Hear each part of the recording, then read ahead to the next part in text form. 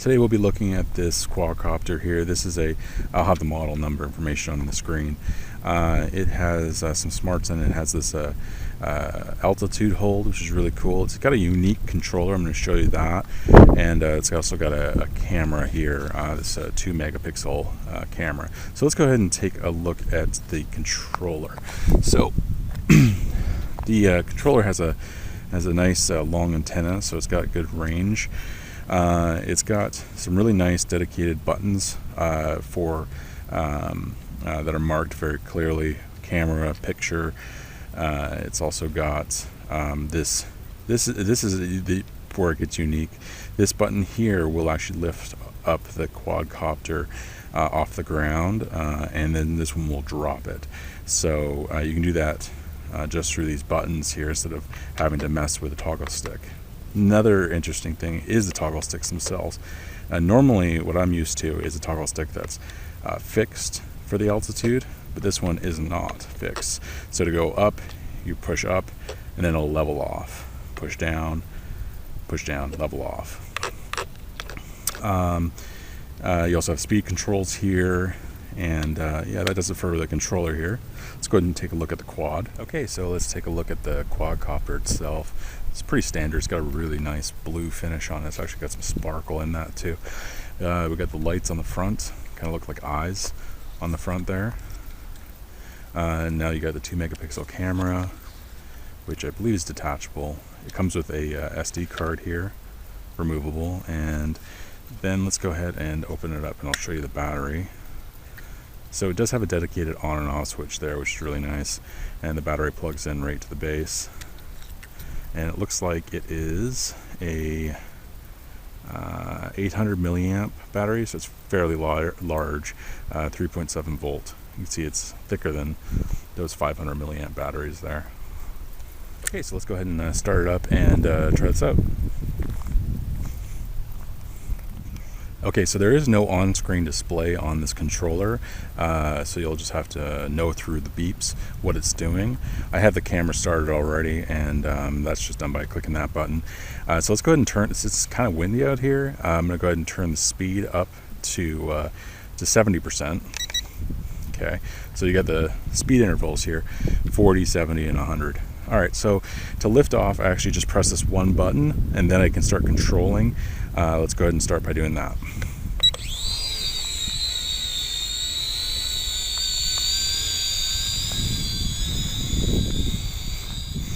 Okay, so you can see I'm not messing with the altitude.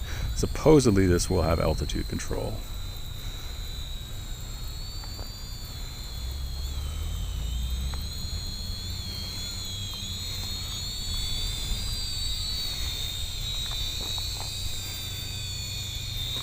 Alright, so as you can see, it's doing a really good job at doing a fixed altitude.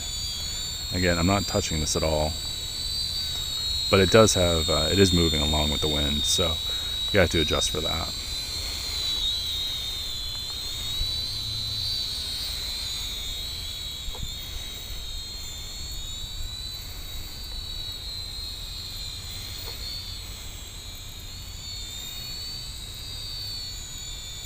Alright, so now let's go ahead and try bringing it down, see how we do that. So I could bring it down like this, and it will shut off if I hit the ground. So it's smart enough to know that I have hit the ground at this point. Now to take off, I can't just press the button to go up. I've got to actually lift off. That's a pretty cool feature. It actually knows I need to do that.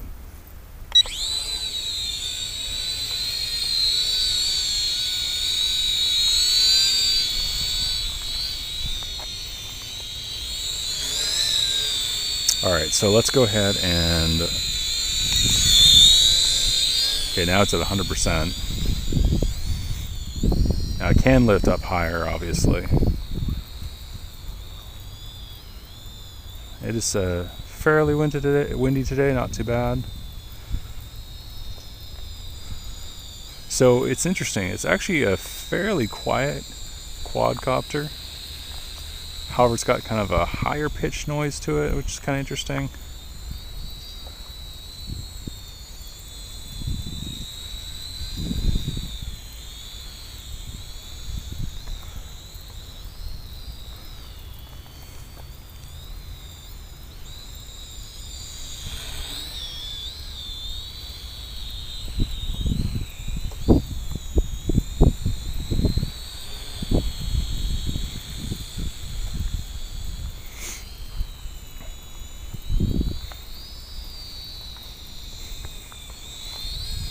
So I'm going to go ahead and bring it up a bit and see if it'll level off at a higher altitude.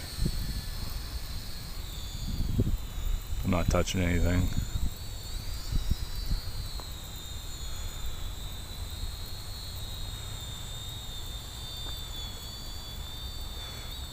Alright, so it does level off by itself at a higher altitude, which is good for video recording.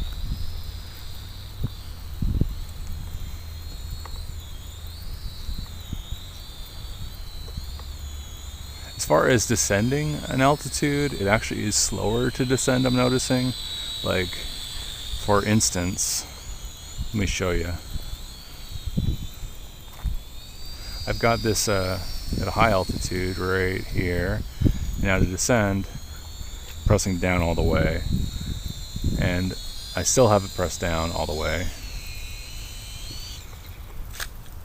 And okay, so it actually just shut off, and I thought initially this would it had detected a level surface, so it had stopped. But if you hold down this down button for a set number of time, it will just shut off the quadcopter like it just did. Okay, so I'm going to go ahead and try a disconnect between the controller and the quad and see if it's going to fly away on me, if it's or if it's actually going to turn itself off.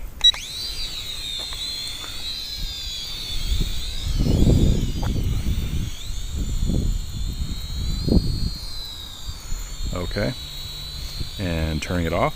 1 1000, 2 1000, 3 1000, 4 1000, 5 1000, 6 1000. Alright, so you got about 6 seconds.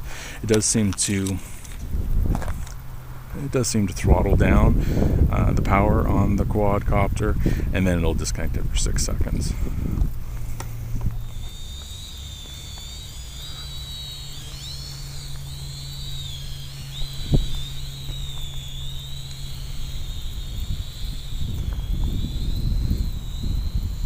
Another thing to note is this quadcopter just lost battery power, and it does flash for you. You can see that it is flashing, saying it's a low battery. However, there's no audible controls on the receiver, so do note that it'll just drop when it's dead. There's no notifications of that other than visually, which is fine. Just don't want to be too far up in the air when you're getting low battery, or you also don't want to be over any kind of water. I'd say that the strengths on this quadcopter are that it's a very smooth flyer. It does not take, it's not super quick to take turns. I think it's really more oriented toward a smooth flying experience for camera control, but it is still doing a really good job at that. So overall, the altitude control was really good. Yeah, I like it actually. It's really good. If you have any questions about this quadcopter, let me know in the comments. Otherwise, thanks for watching.